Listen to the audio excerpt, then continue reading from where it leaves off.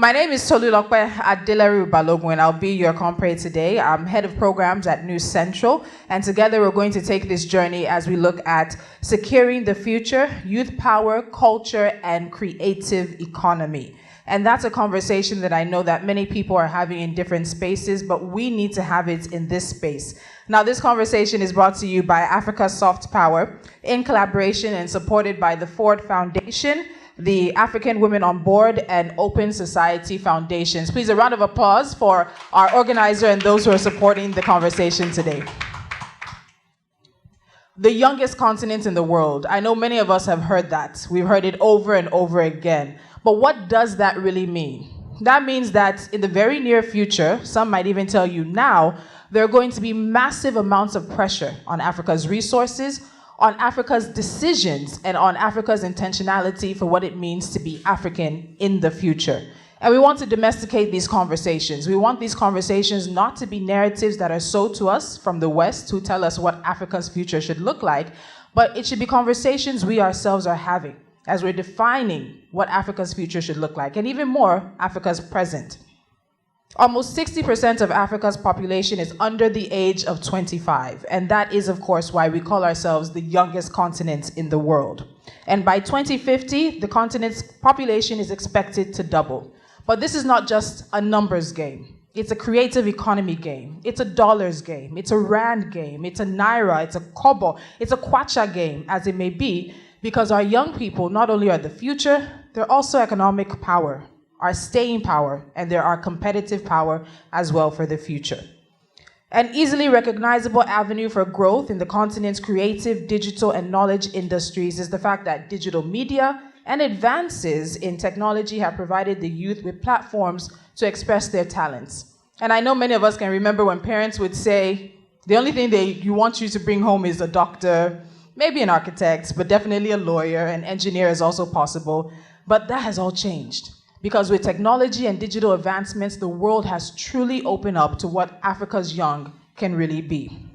Now, the increase in youth participation in some of the most dynamic industries of our time is also parallel to the increasing involvement of young voices in social and political movements. Africa's young are not going to continue to be outside the room. They're not going to continue to not be at the table. And if we refuse to make space for them and open the door for them, they'll leave an older generation to the side and create their own world. But we don't want that.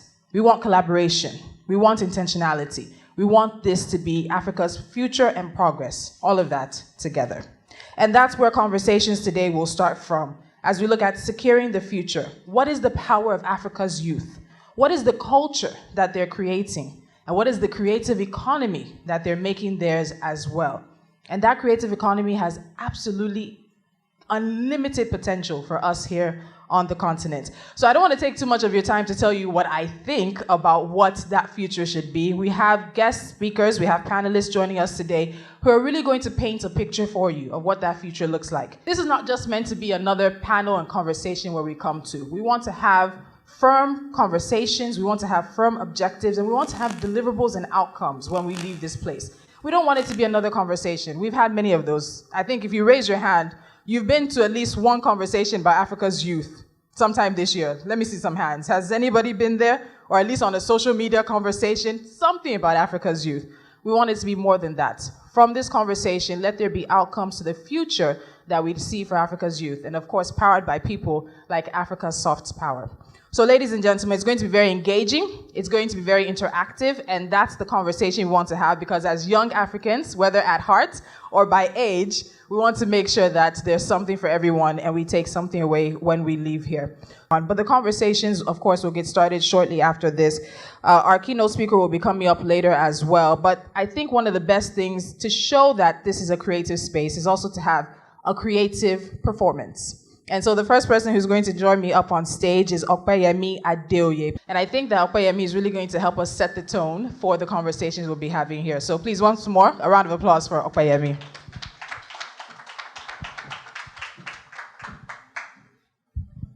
So I will be starting, I'm not so much telling a story this time around, but whatever it is I'm doing here, I can't do it alone. So at least for the beginning part, I need your help.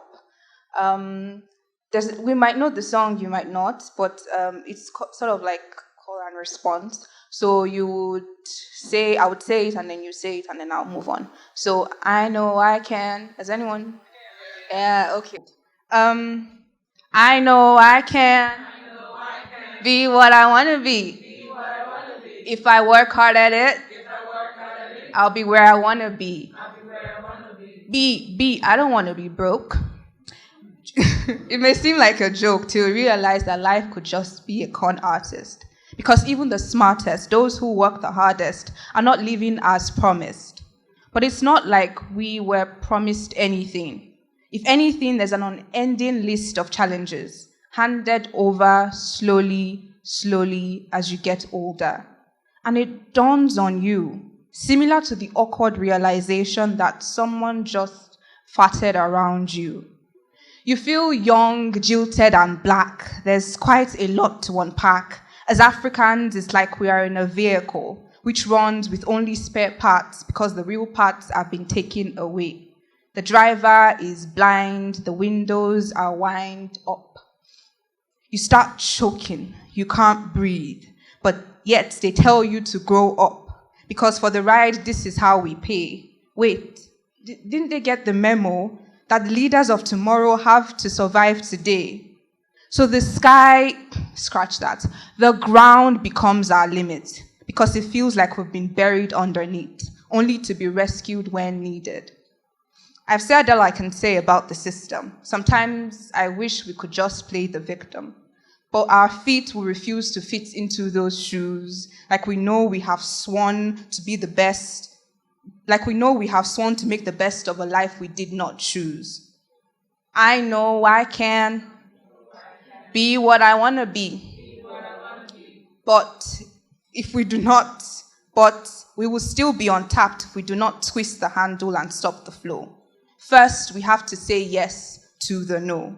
Yes, you can be artist and not starve. Yes, you can be in tech and not a scam. Yes, we can add but just subtract the tag that we are a nuisance. Lazy youths. Before we could walk, we had strapped our boots. Hustle, hustle, hustle. Like yeast, we make so much from so little. Like yeast, we take up space till we become hard to replace. These days, we believe we can fly, but it's not to touch the sky. It's to say bye and later hi in another country. No, I'm not attacking the Japanese. The grass does look greener overseas, and ours just looks like a rock. But please, let me plead a case for our hard place. There is something hidden underneath. You will just have to play the scavenger hunt. First, or the first task, is to find who you are. The clues are hidden in who you see in the future. It's fine if it's a blurry picture. The second task is to fill the gaps, because filling them is how you put food on your plate. You see, even though you lack, you will still have to keep giving. Your ideas, talents, skills, use it to fill whatever is missing. You secure the bag, you secure the future. The last task is to find your voice. You cannot afford to be silent by choice. Rock is not broken without force, most likely not broken when hit once. It may crack, but just keep going back till it's not intact. So I know we can be what we want to be. If we work hard, give out, speak loud, we'll be where we want to be. Thank you. Thank you so much, Oyeyemi. Thank you so much for that. Oyemi Adeoye. And this is the third time I would hear her give a spoken word presentation. There was another one she did the very first time I heard her about mothers to daughters, about wanting better for our daughters. And that's also part of a conversation we have to have. There's a gendered aspect as well to the conversations around Africa's future. We can't continue to see a bright future if 50% or close to it of our population is left outside. And then those who need to participate, and now the youth. If we don't make room for them, they will take it by force. All right, so we'll keep things moving ahead and straight into the conversations that are going to be had on the stage here. Just once again to really set the tone for the conversation. There are objectives for what we're doing here today. And those objectives definitely make sure that we focus on the relationship that there is between digital platforms, technology adoption, and youth power and agency. And I don't know how many of us really think that young people across the continent have agency. Because agency is the ability to make your decisions, the ability to choose the future you want for yourself. If you're, of course, in this room, let me see by a show of hands, how many of you think young people are really able to work and have their own agency, make decisions for their future? By a show of hands, let me see. That are not influenced by society, culture, or even their parents. So let me see that show of hands. That's really less than half the room. So half the room thinks that young Africans have agency to really paint a picture and make the future that they want. The rest of us, we see the influences of culture, of tradition, of our parents on what young Africans are doing. But young Africans are saying no more. Yes, those influences are there, but they want to create their own future. And let's have that conversation now. Securing the future, it is of course about young people. It's about securing their future, looking at the issues they face now, which also include climate change, Jakpa. How many of us want to Jakpa? Should we close our eyes? I've already seen a few shy hands, so obviously it's a conversation. But we also have to realize the economic cost of Jakpa. When we lose talented brains and they funnel themselves and they feed another economy, the loss is magnified here. And there's a gentleman I heard speak recently who talked about the fact that the conversation being had with young Africans now is a talent conversation. If our structures and infrastructure make it so difficult for talented young Africans to become who they want to be in their countries, they will pick their passports, they will choose whether legal or illegal migration, and they will take their talent elsewhere. And what does that leave us here?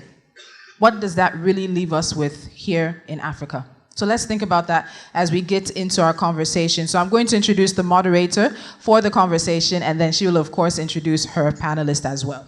I have Folashade Anoeze. She is a founder of the Non-Conform Productions, which is a media production company transforming the quality of content and stories about Africans. She's a presenter, she's a brand and comm strategist, she does A&R, she's a lawyer, she also has experience in corporate communications, media relations, content development. There's a wealth of experience that's coming to the stage now, so please, please, please put your hands together for Sade as she comes to the stage. Thank you for that lovely introduction to you.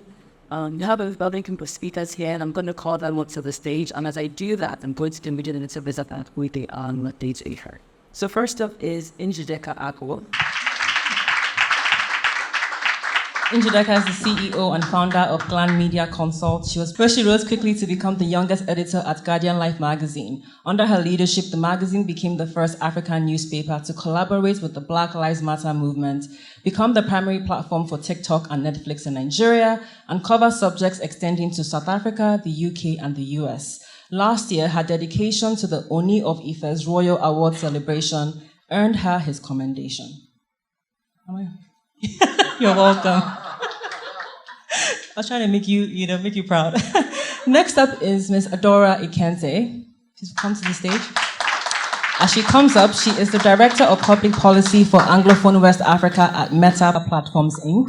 She has worked across Africa, Europe, and the US as a lawyer, development expert, political advisor, and non-profit funder. Prior to joining Meta, she held senior positions with the Global Fund for Women in San Francisco, the Commonwealth Secretariat in London, and the Open Society Initiative for West Africa in Nigeria. Thank you. Next up is Honorable Akintunde Oyebode. Mr. Akintunde Oyebode. He's the Commissioner for Finance and Economic Development in Ekiti State. He's an economist passionate about sustainable development, finance, investment, and youth employment. Prior to becoming a commissioner, Akin was special advisor to the governor of Ekiti on investment, trade, and innovations, and the DG of the Ekiti State Development and Investment Promotion Agency. He was also the pioneer executive secretary of the Lagos State Employment Trust Fund, where he led the development of programs that provided loans of over $6 billion to 10,000 beneficiaries, employability training for 5,000 unemployed Lagosians with job placements to almost 2,000 people, and workspace vouchers for 100 startups. Finally, but certainly not the least, is Dr. Seun Fakorede. He's the Commissioner for Youth and Sports in Oyo State. He's a UN Ambassador for Peace and the founder of Home Advantage Africa.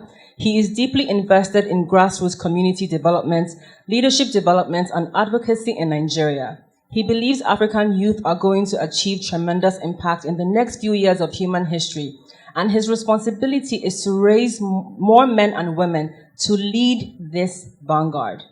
Thank you so much to all of you for being here today. I want to start off by asking, or actually just talking about security. Security is one of the key issues of the day. I mean, even just when you think about fuel as well, it affects our basic human rights. It affects travel, it affects trade, it affects access to education. Tolu was talking about people that are jackbuying. They're not jackbuying because they want to jackbuy. I mean, some people are, but people just want a functioning society. They want a country that works. They want access to economic opportunities. They want to have economic security. So my question is, in your opinion, what are the consequences of insecurity on the lives of young people today? And Njideka, I'll start with you.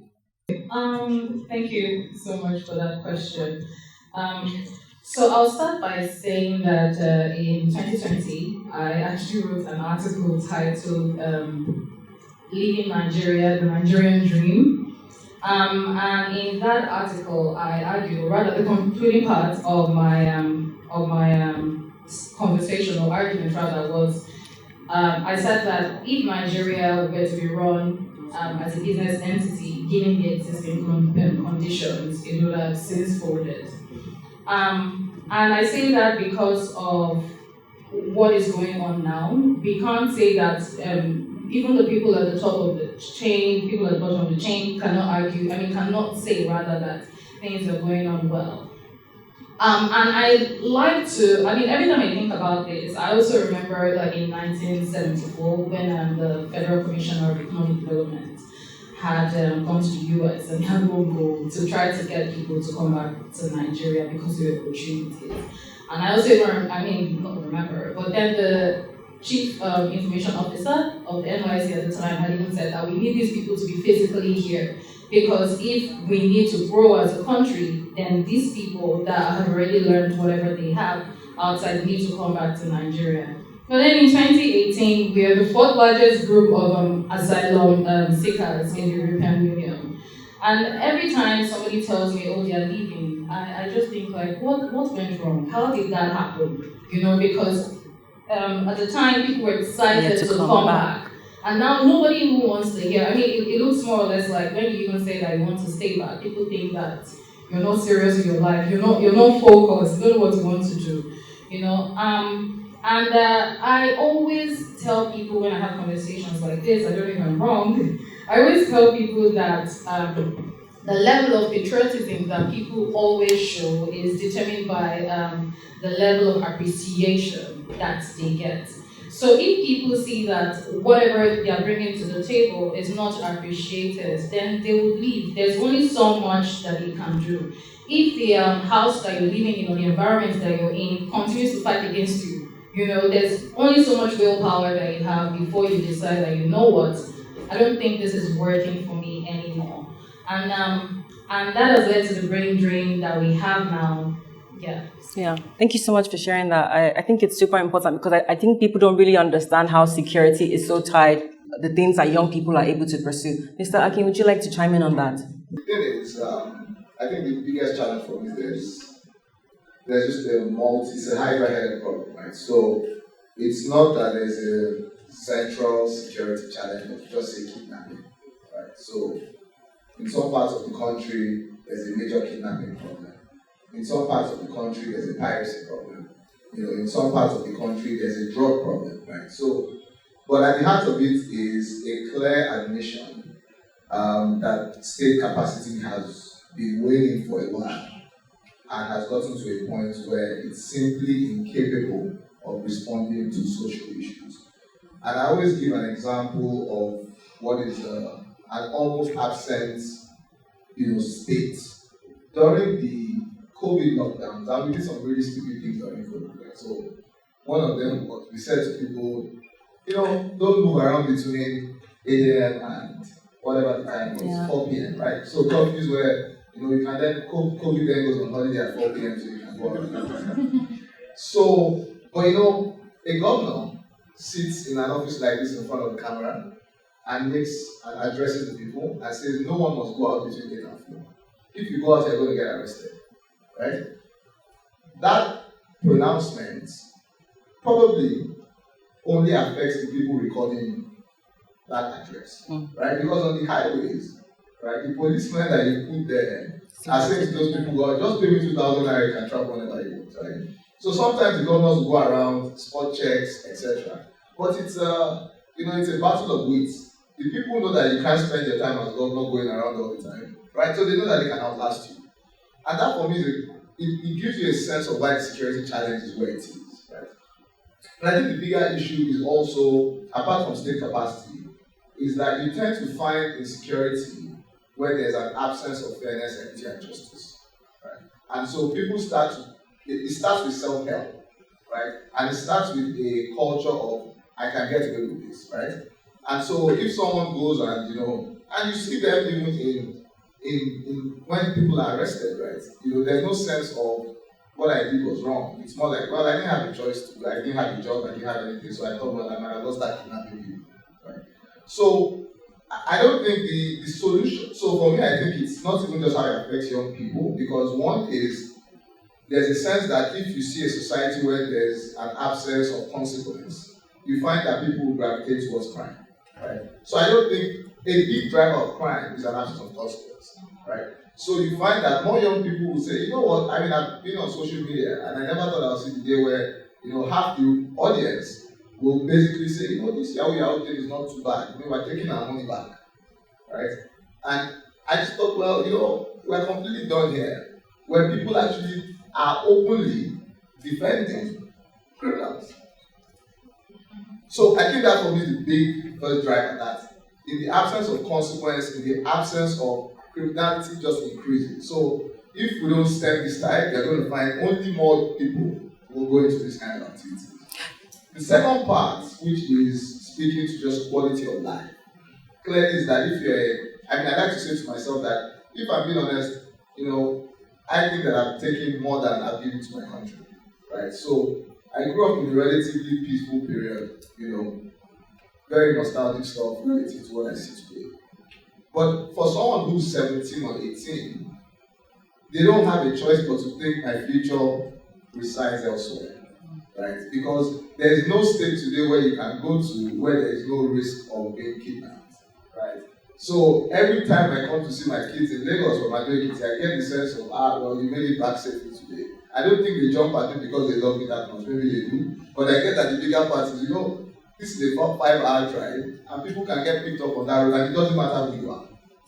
So, to your point, I think it's the flip side is you have people who will continuously say that in a perfectly mobile world, right, where there's competition for talents, right, you have some adverse selection happening where your best people will simply go to their feet. They don't have to argue, they don't have to complain. The jobs are available outside the country. The life is potentially much better. If you don't fix your country, well, I'll fix my life. So I think that's the challenge that affects us, especially as public servants, that if we don't fix these problems, and very quickly too. Yeah, but I also think that the issue of security and young people is because they are the future. If 60% of the population are made up of young people on the continent, and security is an issue that is preventing them from actually pursuing their livelihoods, then they're going to think that either they're going to japa or they're going to pursue, like you said, Yahoo as an option, right? So it is obviously critical that the issues are addressed because these people are our future. Seun, do you want to chime in? All right, so I think I'm going to come from the perspective of institutions and structure than the people.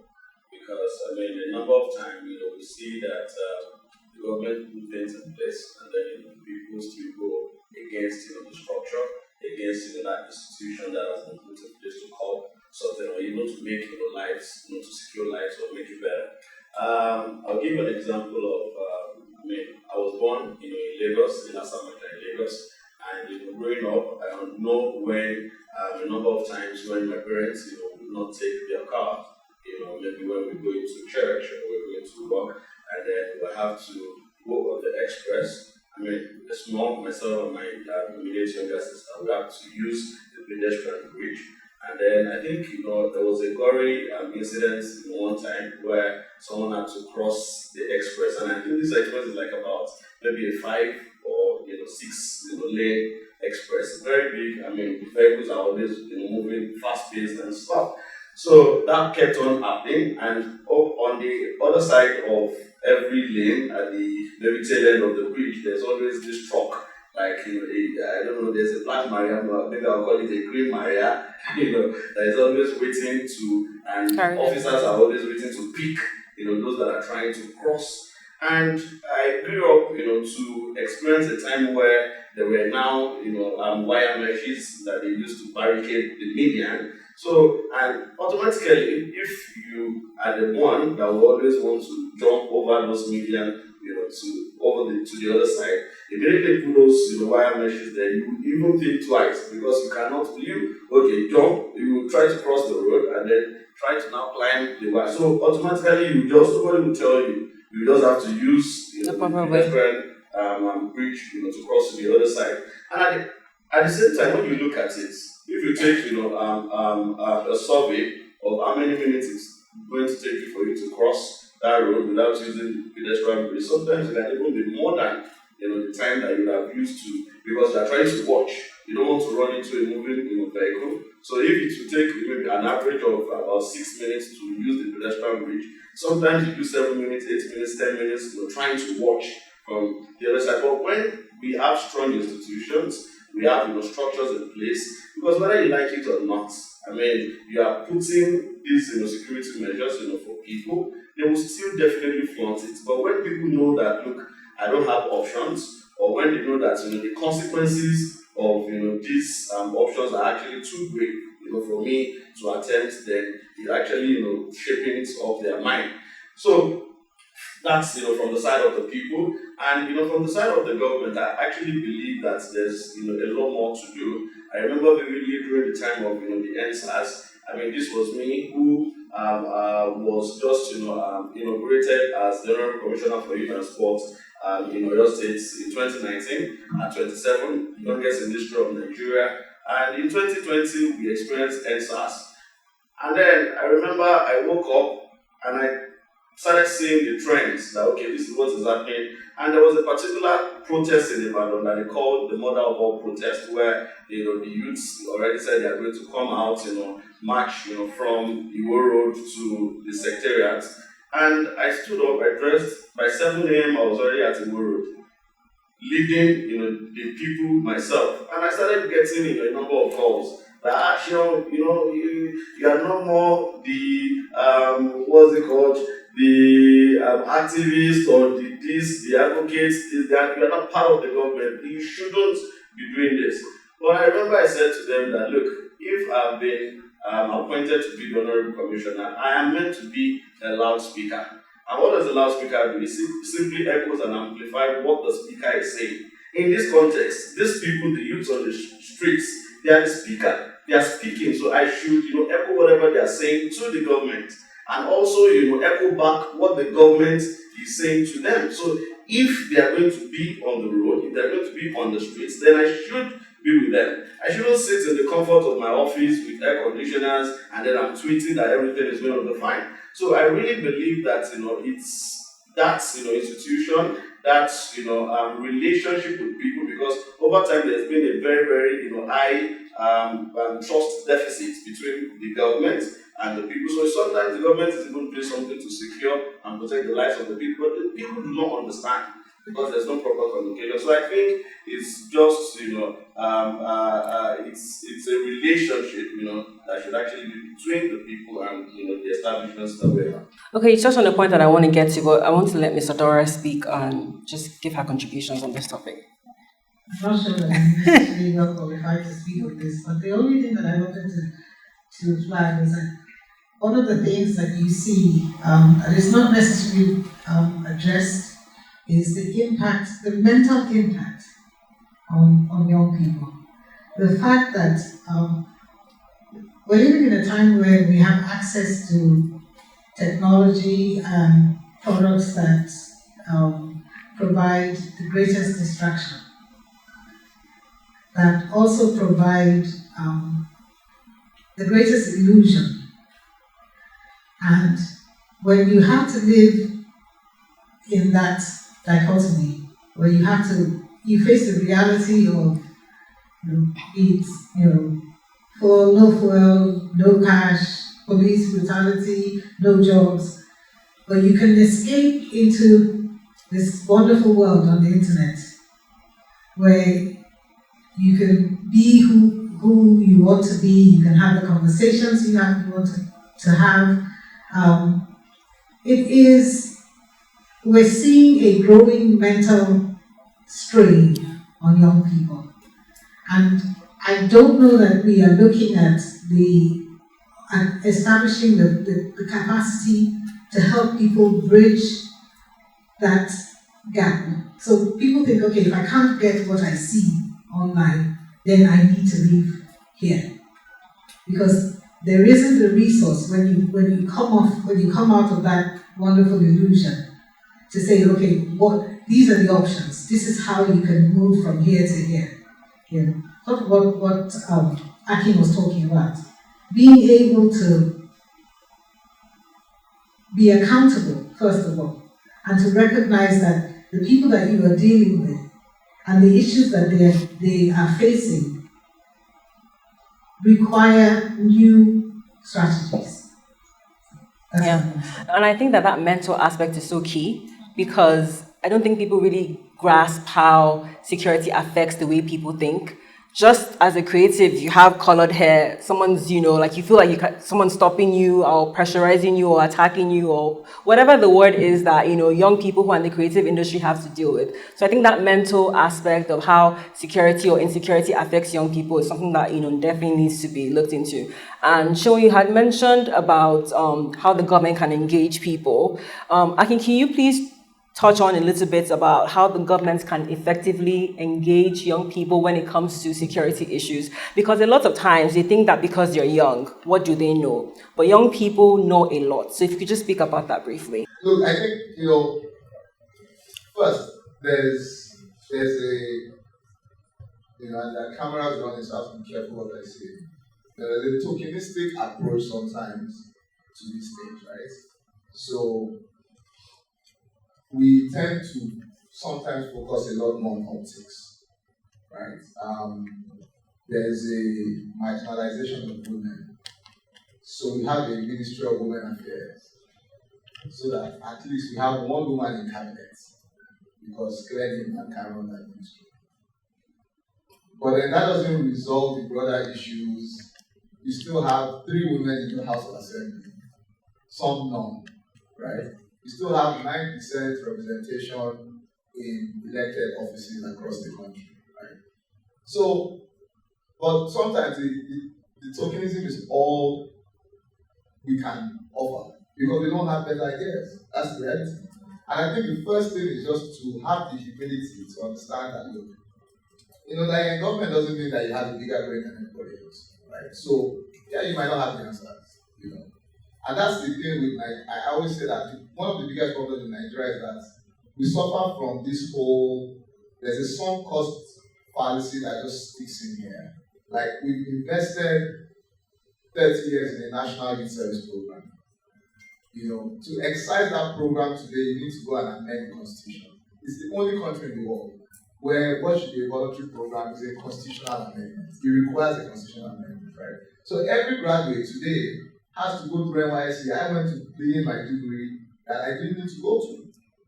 It didn't add any value to my life, well, apart from going to the border and synod. It added nothing to my life. But you have to undertake that program. The program was set up to heal the country after a civil war. It clearly hasn't even healed the country, so it hasn't worked, right? But we stick with it. So that, I think, is the first thing that, we don't understand these things as well as the young people do, right? So we've got to understand, it's not like tokenistic stuff. Hey, take this, give us a loan, right? So, we go on the streets, we protest, end SARS, we say we dismantle SARS, right? The problem is not SARS. SARS is a symptom of a bigger problem, right? So, my brother can go out and meet people and protest with them. I won't do that. The reason is simple. Why? because I think that it is performative. It doesn't solve the problem, right? Because I can raise a banner. I've protested many times. It hasn't solved the problem. I've done it many times. I'm not saying I don't protest tomorrow, but when that ends, how do we actually shape the view? I think that some of us who are in the room then have bigger responsibilities, right? That's where it starts from. And I always say to my friends, if I misbehave in government, ostracize me. But because that responsibility is so important, because very few people get in that room and can advocate or even have maybe a little understanding of what the problem is. So if you think, to go back to the solution, right? If you think, how does government say, these people have a problem, how to resolve it? First is inclusion, having more of them in the room, right? So I definitely think that the first thing is just have more people in leadership positions. And think about what are the barriers to young people actually taking active leadership positions. Some of it is things like saying, if you are not 21, you can't be hired. You have to be a minimum age of XYZ, right? You need to have a degree, you need to have this, you need to have that. When you are hiring into the civil service, how do you actively ensure that we want to reduce the age that people can work for government, right? So when people join public service in their 30s, right, they're already a bit too old, right? 10, 20 years, by the time they become fairly senior, they're almost 60. Yeah, pretty much. You might say dinosaur again, rooms like this. What we need to actually do is to say, how do we get people right out of university or right out of high school, right? Because why do you need to go to a university to work for government, right? And we think, how do we get more young people into public service?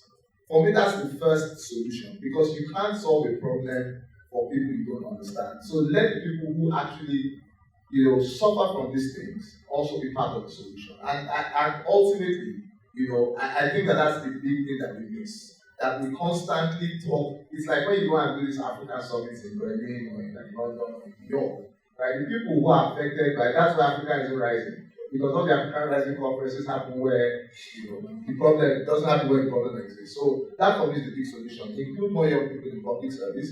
And then those of us that, I'm not saying I'm a young person, I can say she always. But people who are in that space also then owe a sense of responsibility, right, to that critical group, to show that we can, when we're given the opportunity, we can take advantage of this opportunity. Because only 5 of you get the chance and 4 fail at it. It's the easiest way to tell you, hey, we told you people, these young people don't do anything. So I'll stop there. Okay, Njideka, yeah. I was going to say that as a young person, how would you like the government to engage you on security issues? I think first things first, everybody says, oh, we're the leaders of tomorrow, but how many people in Nigeria or in Africa even believe that we are actually the leaders of tomorrow, especially with the older generation? So I think that we need to come to a point where we accept that we don't know everything. That people that are coming, the people that are coming after us understand things, because this is the environment that they're in now. So some of the ideas that maybe must have been executed in the past, that people understand, that was able to solve some problems, is not necessarily what we need at the moment. So if the older generation rather is humble enough to admit that there are people, look at Shola and Ezra of Paystack. There are people that actually have ideas and are willing to bring these ideas to the table. And I think that we can start from there. People will start to see that the government can actually pay attention. So if we're saying something, if the government can show us that if we say something, if we see something, then we should say something. If we need something, we should say something. Things like that. It's actually going to really help with the inclusion, like you said. I really like the word inclusion. Yeah, thank you so much. Now let's just quickly go on to youth participation, and it touches on the issue of NSAS. Talked about NSAS, you've heard of Congo is bleeding, you've heard of Shut It All Down, even the recent protests in Kenya that's actually happening right now over the issue of skyrocketing inflation and rising food insecurity. Young people have been at the forefront of these issues. They have made a lot of noise about it. And they've actually demanded for a seat at the table because this is their future. Their future, Africa is their future. But it seems, no offense to the government people here, that the government doesn't the government doesn't seem to be responsive to that. They seem to be threatened. I mean, look at you going to participate with people in protests, right? So my question is, how can we change this perception and demonstrate that youth participation in social and political issues is an essential aspect of citizen participation and nation building? I don't know between Aki and Seun who wants to take that first. Yes, so maybe I will just go first. Okay. So I'm the younger one here. Okay.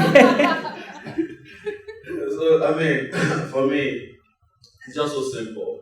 It was Kofi Annan who said that normally when you want to know about something, you go to experts, professionals. But when it comes, to the area of youths, instead of you to go to them, I mean, reverse is the case. So if we really want things to change, politically, economically, security-wise, then I'm just like I said, we need to bring youths to the table. We need to have them sit on the table to make decisions. I mean, when I was appointed in 2019, I was 27. I mean, that was like the youngest ever happened. But I can say that I don't think there's any decision that had to do with the youths as far as your state is concerned that I was not invited to be at the table. And it was easy for me to influence from that place. So imagine we are making a decision, and I mean most of the people in the cabinet, they are maybe in their the middle 40s, early 50s, and the likes. I mean, they cannot really tell how much we feel, how much it will feel, how much pain we feel in those shoes that we wear. So it's important. I think the major key is making sure that there's this strong inclusion to make sure that if there's anything, let the youth be the one to discuss about this. I mean, we're talking about security even today. I mean, a number of places, look at security personnel. At least when a number of them are even still, young, guys that are on the streets. And if there's no, proper, so they can be on the streets, but on the table, the people making the decision are not, the young people that would actually say that, this is the direction that we should go. So I think the major thing is that inclusion. We should be big on that inclusion. We should give youth the opportunity to participate. And how do they participate? Now this hypocrisy everywhere to say that we need to stop you guys from obtaining a form. Okay, so you want to see a youth who wants to run for governor, and then you tell him that he should obtain a form for 100 million naira, 50 million naira. How? How's he gonna get the money? Do you get? So, and actually, this is somebody that doesn't even have it. So, it's just quite hypocritical, because when you tell them that, they say, we are not stopping you. I'm obtaining the form now, but how do you want to do it? So, we have to get to that part where we begin to talk about those things and play less on, whether I like it or not. Money is important in politics, but at least let it be significant and affordable. Yeah, definitely about systems change. Mr. Adaora, do you want to chime in on this before I get to Aki? I'm actually, I take a more radical view. I think that it's a numbers game, and it's a demographic game as well. All the things that we're talking about, being at the table, changing the system, the way they're being played at the moment, it's clear, it's not sustainable. So it will change. And I wager that, we saw a little bit of that in February. Fast forward another 4 years, we will see something else. For me, the question is, what is being built to be ready to further disrupt the system? We know what the model is. Everybody knows what the model is. Everybody knows what the game is. And that's where the creative initiative comes in. That's where disruptive elements come in. And the fortunate thing about Nigeria is that we have the numbers on our side, and Nigeria has the demographics on its side. So the conversation for me is, where are the disruptors? Okay, that's a good question. Aki? So, I'll take that, I'll answer that point of where the disruptor is. A very interesting example. How many people watch football here? I know Foy watches football. Support Arsenal. Unfortunately. Anybody else? How many people watch Nigerian football here? Okay, so how? Okay, so 3 people. And the reason I ask that is, I like to consider myself among a prestigious group of humans in the world who have the honor and privilege of supporting Manchester United. Right? It's a very big privilege. If you don't, you can't understand it if you've not been allowed to enjoy the privilege. But there's a football club that is now rivaling my attention. The Manchester United, 100% mind share. Sporting Lagos. Yes. Now, I started watching Sporting Lagos at Teslim Balogun Stadium. Right? There were maybe 300. Yeah. But I took my kids to a Manchester United game. They loved it. We beat Arsenal that day. Properly. They loved it. But you know what they loved even more? They were watching Sporting Lagos play some no-name club at Onikon Stadium. Because this was an audience of people like them. The players were like them. It was 30 minutes from their house. Right? They were asking, Daddy, can we do this next week? Now, all it took was for Shola Akintunde to say, you know what? I'm going to go into this league. In front of us in one season, these guys are in the Nigerian Premier Football League. I wanted to go and watch the Super 8 final against Remo Stars. I ran away from the stadium with my policeman. Both of us ran away. Because there was a stampede. There were 6,000 seats. There were like 15,000 people. Wow. Onikon had never seen that kind of crowd. The point was, there's a product, people like it, people are going to pay for it or line up behind it. Now, again to February. February was very interesting for me. Because now, and you know, I mean, when I'm not sitting with fabulous people like you, I spend most of my time with fellow politicians. And a lot of people started with, you know, this is going to fizzle out in 2 weeks. You know, this stuff is social media phenomenon. You know, these young people, they don't vote. They sit at home on that Saturday, they watch TV, right? Now, some of us are there saying, guys, you know, we were on streets. We hear what's going on. This is not 10 years ago. You know, 10 years ago, when you want to influence a political process, you know where to go. Channels, AIT, you know. Today, you could argue that spaces, sorry man, what's the other point? You could argue that spaces, you know, I've used it for 1 week, the novelty has gone, but that's a different conversation. You could argue that spaces gets as many people as Seun Okibalo's program on China. Right?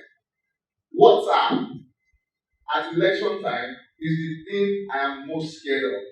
Because all it takes is one broadcast, right? You are spending your entire media budget trying to counter some narrative on WhatsApp where you can't even say where it started from. My parents will send me a broadcast and say, be careful, there's something happening in Adaora. I'm like, Mommy, I'm in Adaora. There's nothing going on here. But the broadcast will continue. It tells you the influence has changed. The power dynamic has shifted. Right? I don't think that it can come back. The thing is out of the bottle.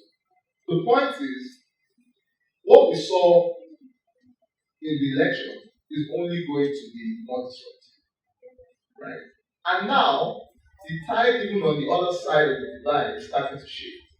People are starting to say, oh, if we don't perform, these guys are going to put us out. Right? It's becoming a real thing. Right? So my only thing here is that pressure has to, get worse.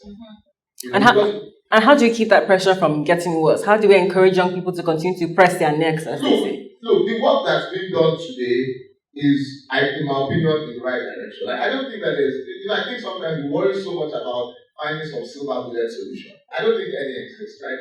I think it's things like this. It's doing this in more and more places, right? This is now in Kogi, so if I was to, step on a Kiru's neck, I'm going to be like, not even going like, the elite, the elite, you don't come to Ikoyi, take this message to, maybe start in Bagada. From Bagada, go to Amu, go to all these places, right? Because that's where the people are.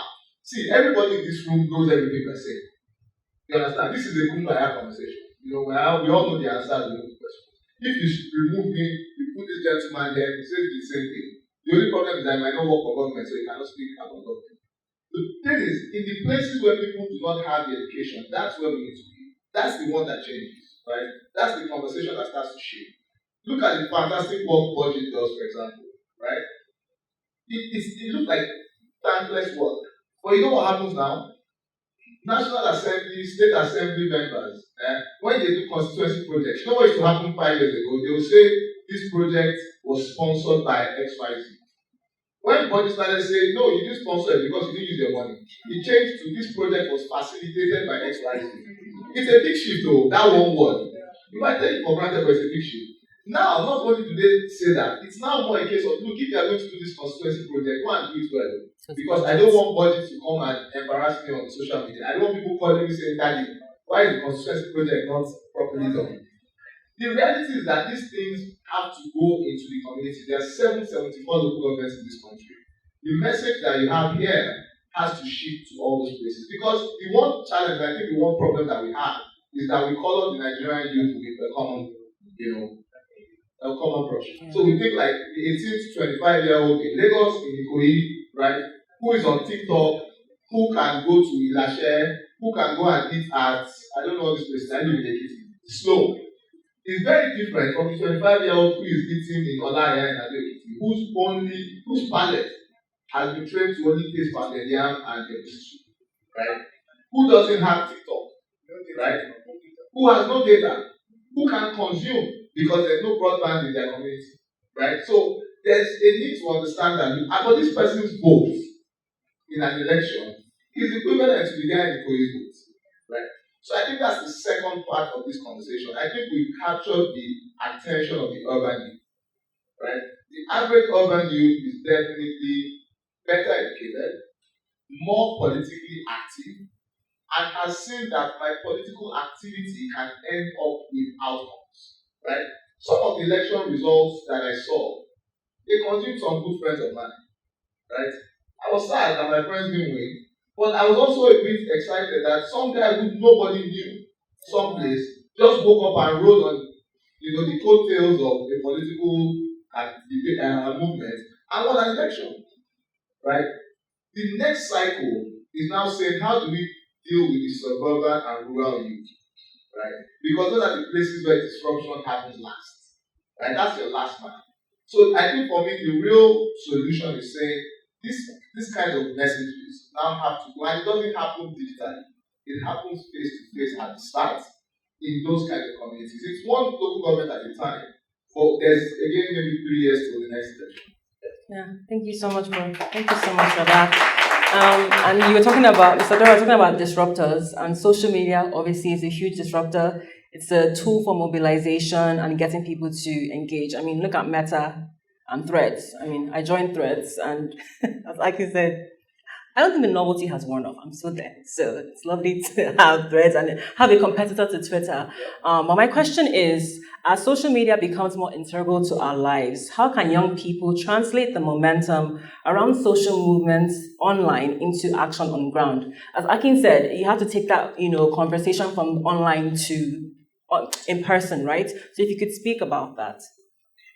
One of the, I think the greatest benefits of social media is the access that it gives to community and to be able to learn and to be able to leverage different voices.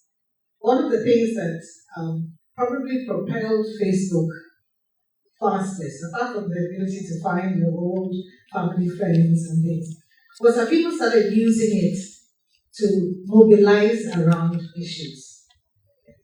And then, we realized that it was becoming a vehicle for learning.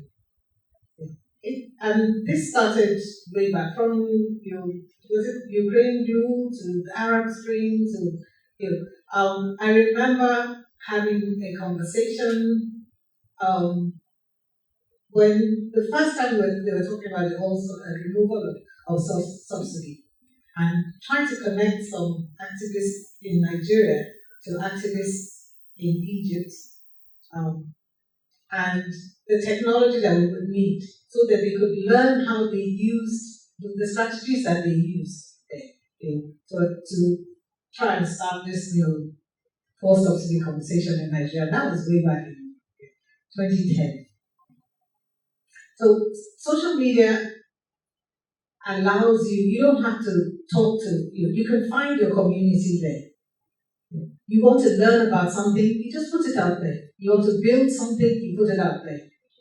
And we've seen it happen in everything from social movements to communities to mothers groups to education. One of the fastest and one of the biggest communities that we have online is our Blueprint Learning program, where people go to learn how to learn digital marketing. And it's an entire suite of products, videos, downloadable PDFs, whatever. You want to start your business, you want to upskill your business, you want to learn about your community strategies, fundraising, campaigning. And we see people leveraging that all the time. WhatsApp remains ubiquitous to nothing can make anything go faster viral than WhatsApp. Yeah. Okay, thank you so much. Seun, my question for you is, how can the media support or foster engagement between the government and young people, whether that's social media or traditional media, and traditional media? How can the media support or foster engagement between the government and young people? Basically, the media is actually a tool, and for me as a person, if there's anything I really want, or a situation where I look forward to, is the media telling stories just the way it is. I mean, a number of times, we've seen whether the government, sometimes the government use the media to tell the story just the way, they want it to be perceived. I mean, a case in point was, sometimes, I think it was a meme, sometimes ago, that shows, I think a snake, in the river, and it has, a fish in its mouth. So the snake is actually, just stuffing its head out of the river, and the narrative was the snake is trying to save the fish from drowning. I mean, look at it. Is it possible for a fish to drown? So what's the narrative? So everybody who sees that story would think that the snake is the savior, trying to say, how can you possibly take a fish out of water? And then the narrative is you are trying to save it from drowning. So, and it's the media that promotes such. So I actually believe that the media has the power to do good, and it actually has the power to also do otherwise. So if there's anything, let us learn, to tell stories exactly the way they ought to be told. But I think we'll all be fine. Okay, Njideka. No, yeah, go ahead. Okay, so the first thing that I want to say is that I think that there's a lot of misinformation, going on, especially as we have like the advent of social media. When the government says something, people just run. I mean, everybody's an expert now on social media. So when the government says something, everybody tries to interpret it their own way. So there's a lot of arguments that I don't misplace, right? So if the media, because the media, they have several beats and they have experts on those beats. So if the media practitioners can actually educate people, like if people start to see that, if they take advantage of the social media platforms, or even like whatever they have, like TV, radio, the newspapers, the magazines, to educate people on what the policies that the government has introduced means and how it can benefit people. I think that would be great.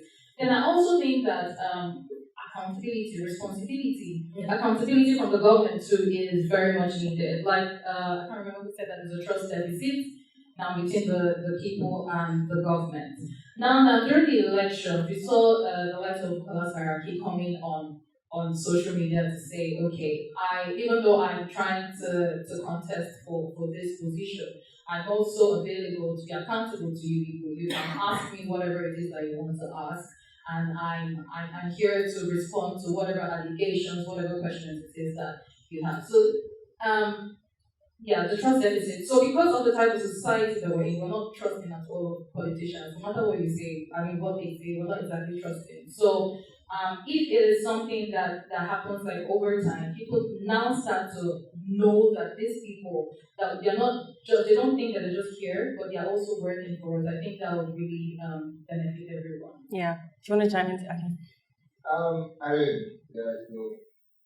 I'm taking all sorts of hits here. But the old guy is politician is government is The Agbo hits.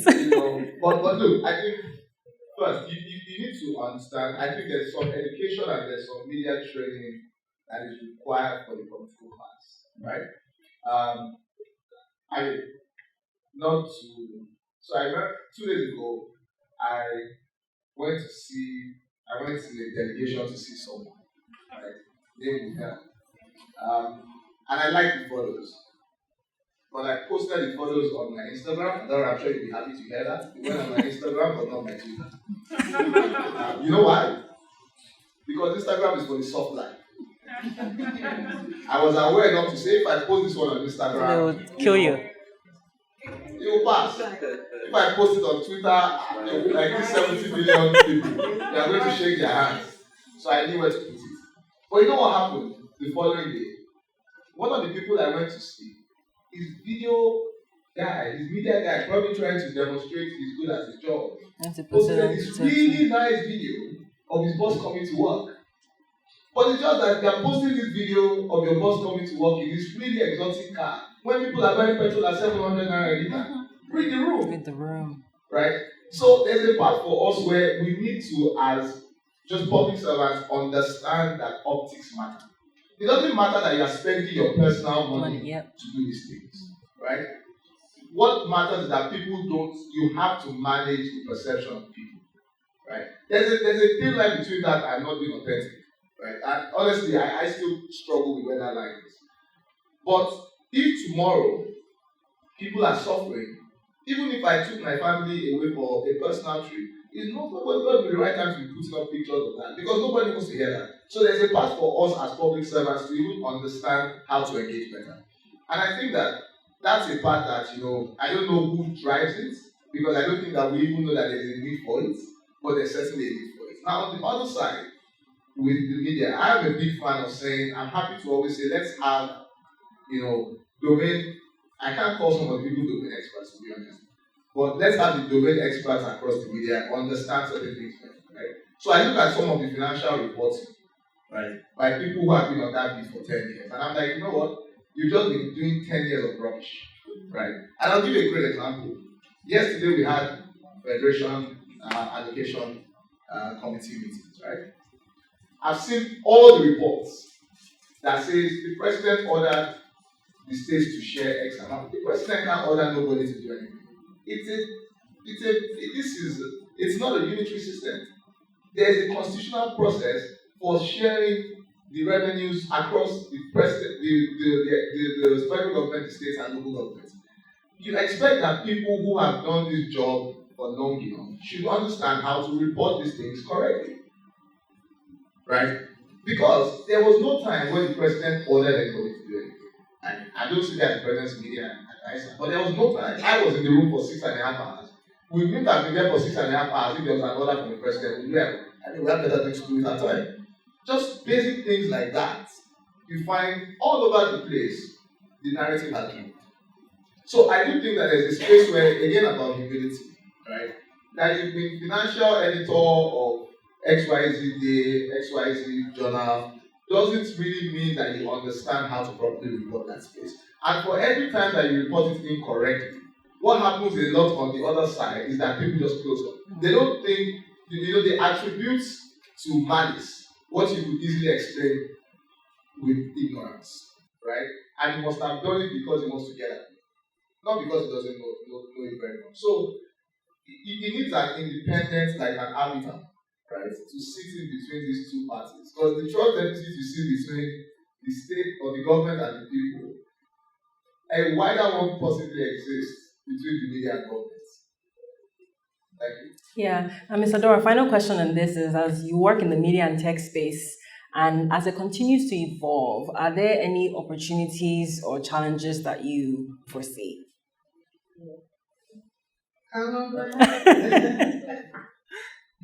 Okay, so very quickly, I would say, let me start with challenges. And despite what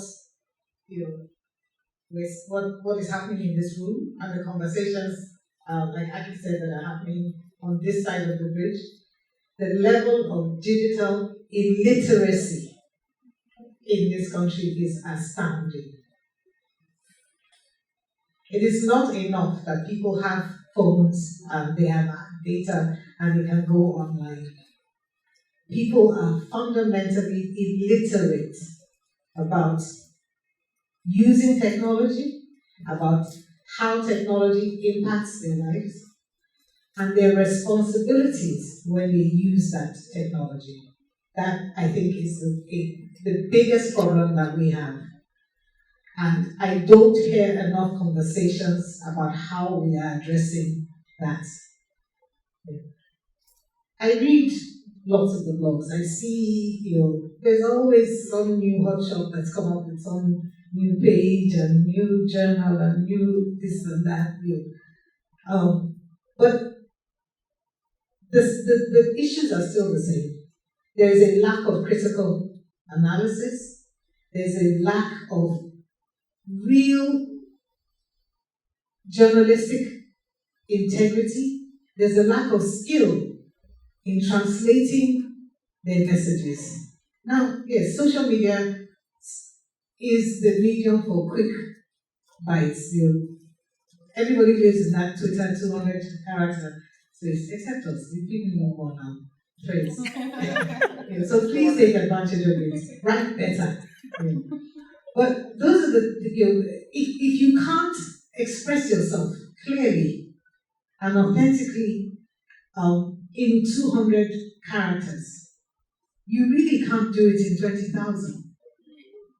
And if your audience is only taking the salacious highlights, they're not going to be able to really, really translate any information that you're trying to give them into real change in their real lives as well. So those are the challenges.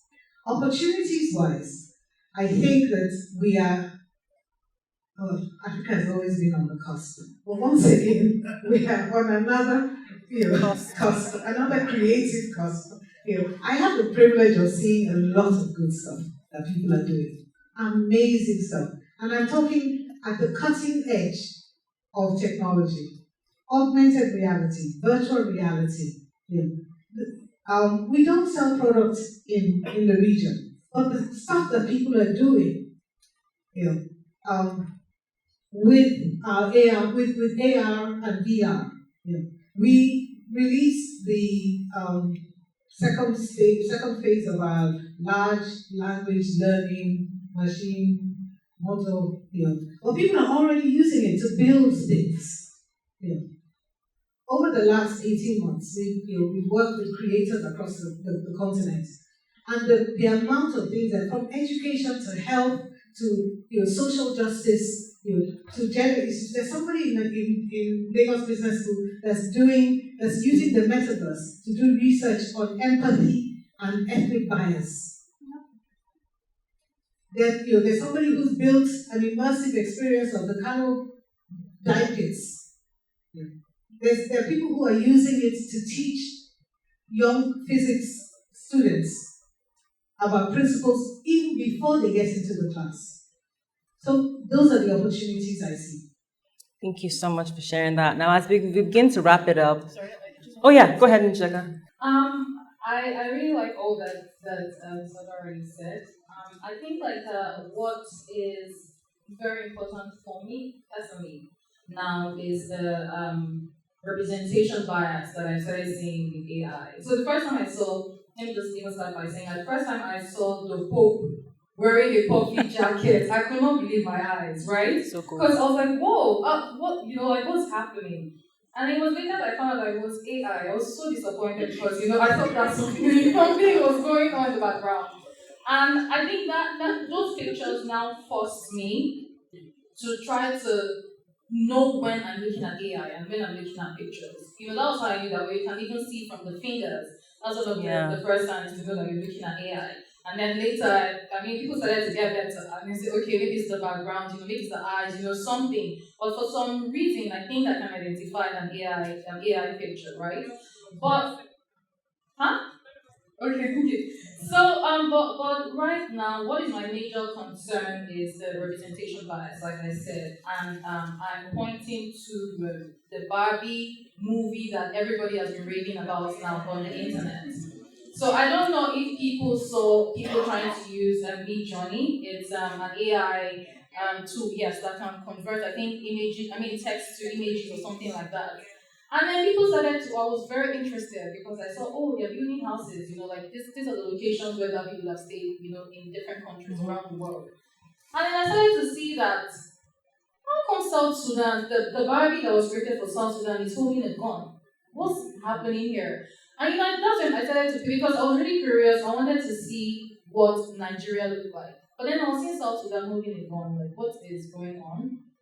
Then later I saw that the German Barbie was a Nazi general, right? And I think that for me, it really borders on the fact that we already have in Africa, in Nigeria, we already have a negative stereotype, right? And because people are beginning to rely more, people are becoming lazy, and people are beginning to rely on AI to help them write articles, to help them solve solutions. Why they don't even bother checking, like what it is that the AI chat GPT. Everybody wants to just do something and just move on with it. But what is happening, or what we don't realize that is happening, is that we are reinforcing some of these negative stereotypes because it is whatever has been pushed out for so long that this AI would now gather together, and say, okay, this is what I'm going to push back. So if you're one person that is not exactly careful about what it is that you're, because AI is just supposed to support you, right? It's not supposed to be something that you're totally dependent on. So if this is something that you now decide that, okay, I'm going to leave this and let it dictate whatever my life, how my life is going to turn out, like related to activities, then I think that we're somewhat in for, trouble? I don't know if that's the right word. Okay, quickly from you and Ms. Adaora. No, not quickly. We need to wrap it up. Actually, you don't give a politician a microphone and say quickly. 2 minutes. So, I'll tell you where I might not disagree. I'm not so concerned. Because I think with innovation, you've got to let it land somewhere, right? And then you can regulate it without stifling growth, right? I'll give a very different example. So, before I made the bad decision of going to work for government, I used to be a banker, and one day I got tired and I said, I don't want to do this thing anymore. So I was talking to a few friends of mine, all in the music industry, and they said to me, you don't want to work in the bank anymore. We have this business we're trying to build. It's a distribution business. You're the perfect person to build it. And I remember that meeting it's still very clear in my head. It was Chocolate City, it was DND, it was whatever John Jazzy's record label, I forget what it's called, No Hits. It was Two Faces, Hypertech Records, and it was Obi Asika Storm, right? And we're trying to build this thing called Five Music, right? And it was supposed to be powered by a telco. Yeah. And you know why they wanted to build that thing? And why I found it so exciting? Because there was no way of monetizing music. You release the record today, you have to go to Alaba, right? Pay somebody will give you 15 million, and they can produce as many copies of your music as they wish, right? So you never knew your music would be, your album would be a great hit, nothing. And so somebody started to say, this thing is going to change. There's all these streaming things happening, and everybody was up in arms. Streaming is going to kill record labels. It's going to take these jobs. It's going to do this. It's going to do that. Today, there's Spotify, there's Apple Music, right? Today, that Spotify and Apple Music, those two platforms primarily, have taken Nigerian music to the point where Burna Boy goes into Madison Square Garden, shuts the place down. Says, okay, Two-Face style, Whiskey goes into Tottenham, London Stadium, shuts the place down. Davido goes into Name It, shuts the place down, right? Not just those three. Akintunde goes to Sweden, shuts the place down. Rema goes to India, shuts the place down. You understand? Those things would have happened, right? Those things would have happened if that might be. What did you say? Ira Star. You see, sorry. Ira Star. Tiwa Savage. Swede Alade. Shut Africa down. Right? Now, the thing is, you can name, continue.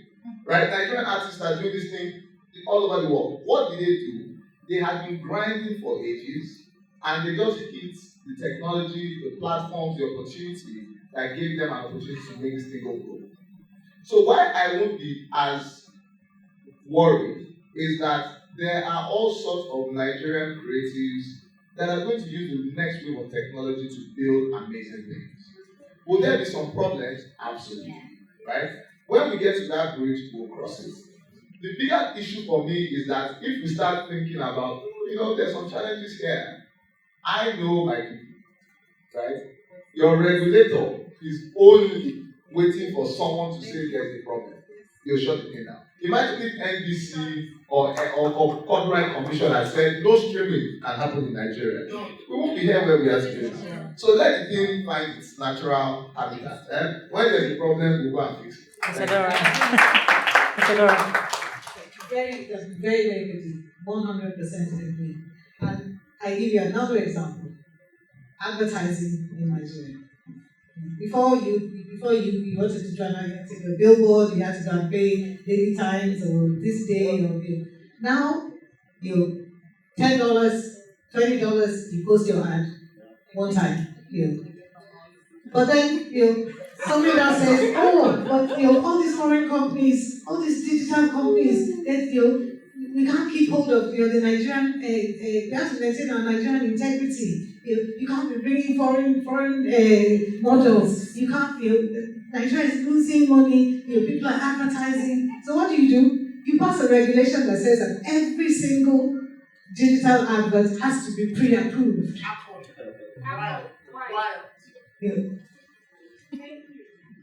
How does that make sense? But I think that to Njideka's point, there is validity there in the sense that if you don't address these issues now, it becomes that bridge that we can't actually cross. Digital bridge, so it goes back to my challenge. Yeah. If you educate yourself, you can address it. You can customize it for your environment. Yeah. You can't just sit there. And we have the opportunity to take it at the ground level right now. We're still at stage 1, and people are releasing their models open source. Take it, build it for yourself, build it for your country, build it for the continent. Sorry. Okay, we gotta wrap it. I just quickly want to add that we have a lot of voices now. We have a lot of audio that are being manipulated by AI, right? So the Center for Journalism, Innovation and Development is actually working on an AI audio fact-checking tool, so that when people hear audios outside, they can use that to just verify if it was a person or not. That's all. Okay, cool. Thank you. Now, as we begin to wrap it up, we talked about security and how it is integral to our lives, how young people make up 60% of the population, and how they are jackpotting, not because they just want to jackpot, because economic security is important to them. Now, the creative and knowledge industries are key to empowering young people and giving them the opportunity that they actually seek. Now, my question is, and I'll start with Mr. Adaora, if you had a blank check and you were looking to invest in Nigeria's creative and cultural industries, where would you put that money, and where is it most important that it goes to? There's a reason why I'm not a tech. I'm just a bureaucrat. Where would I put the money in? I would probably put it in. So let me just use basic business principles. And I see Chinako looking at me from the audience. we have certain sectors in Nigeria that are, they're guaranteed money makers. So let's say movies and music. Yeah. If you look at the opportunity for disruption that technology is bringing to the movie industry, I would probably put my money there. I've always wondered why people haven't invested more in the back end of the movie making industry. I watch Nigerian movies and I'm like, why are you going to somebody's house to film? Why don't we have sets? Why aren't people making money as prop builders? But then now we have CGI. We can, if you had a business that created, the augmented reality spaces for films. Okay? Yeah. Okay. I'm just taking off the top of my head. Yeah. But, if you want to invest, I'm with you. Seun, do you want to go next? All right, so maybe because I have a lot of friends, who are actually in the entertainment, industry. I would say that for me, my investment is going to be into the further digitalization of African products, especially when it comes to music. If you see the way it's going today, it's actually quite impressive, and it can actually be better. And this has even taught us that, you look at the records, all this, the sweet thing about Spotify, about Apple Music is they give us the analytics, the data, to let us know that it's possible for us to have a Rema, having more streams, than even the popular Western singers and stuff. So I really think that's actually for me a crude oil that we can actually tap into.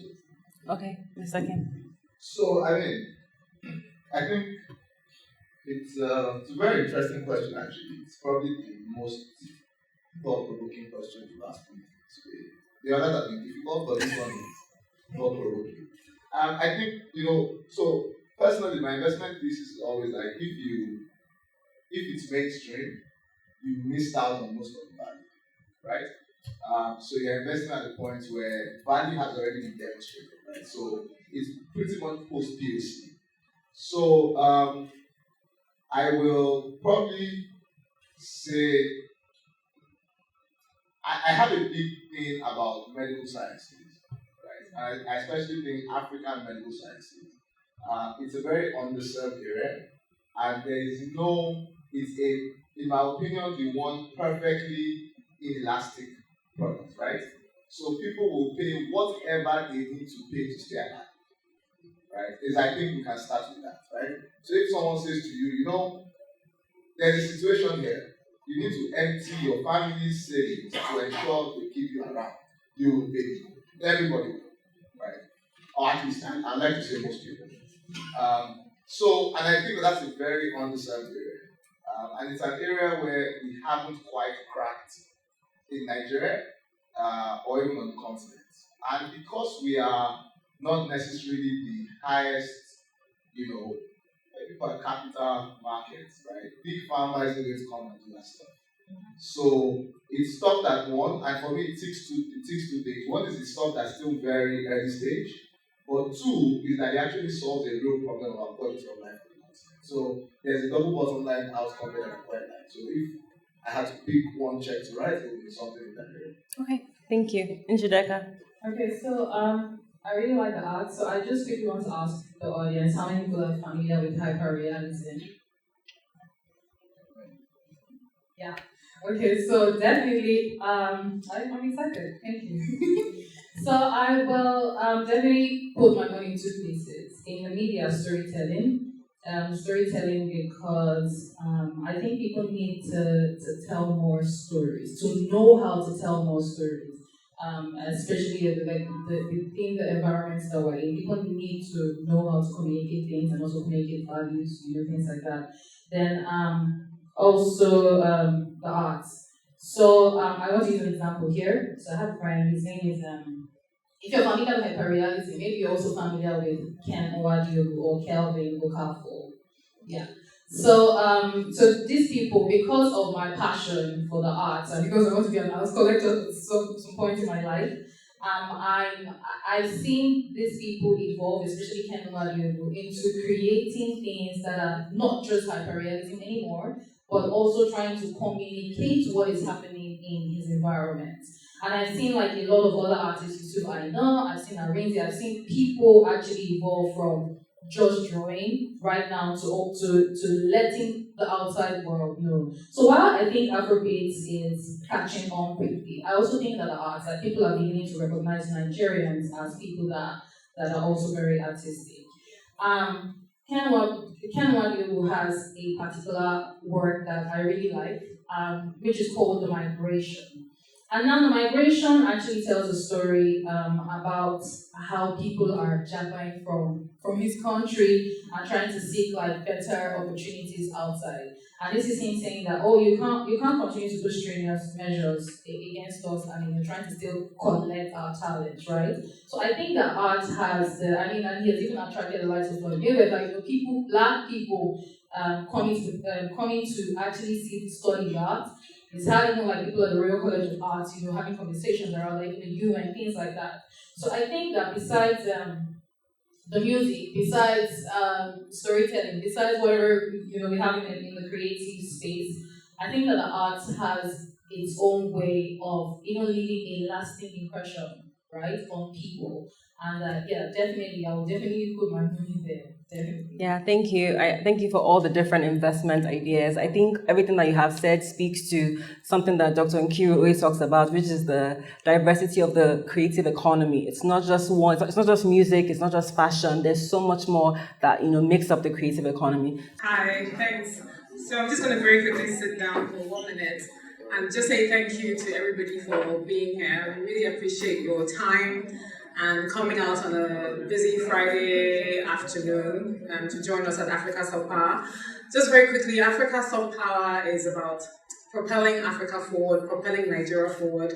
And we think that the quickest way and what offers the most opportunity is the creative industries, the digital economy.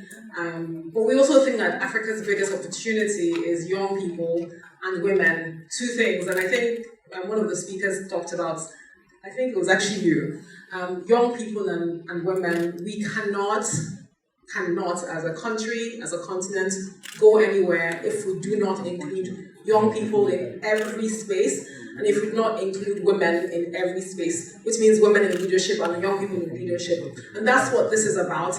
This program has been supported by Ford Foundation and Open Society, and Ford Foundation has sort of like been quite critical in this current iteration of this program, because one of the things we found that's been happening a lot, people have been reaching out to us about security and feeling insecure. So from NSAS to Congo's, also things happening, like not going home because you're afraid of being kidnapped, being arrested because you have blonde hair, you're wearing earrings.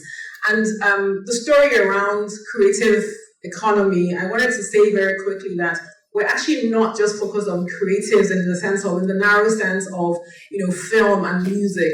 So to my mind and to our mind at Africa Soft Power, the creative economy includes women who are tying gele, makeup, like also the definitions of this creative economy. So I wanted to just very quickly talk about that. The makeup and the gele, that, how we dress, the way we look, our vibe, that's the creative economy, and that's what young people, this is an opportunity for us, and that's why this is really important. It's a pity I've grown old. I used to be a young person, and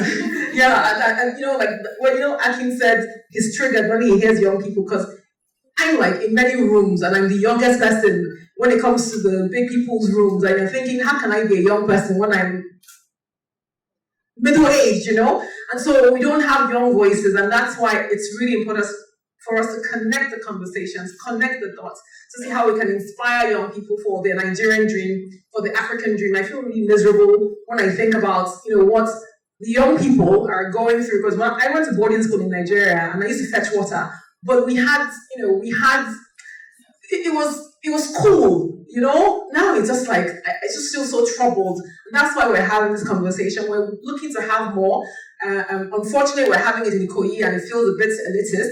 So as Akin said, if you support us, we'll go to, Onitsha, which is where I'm from, or go to wherever we need to go to. So again, thank you for your time. Thank you for the opportunity to actually engage with you. We'd like to keep in touch. Thanks to the team for making this happen. We really appreciate your time. Thank you.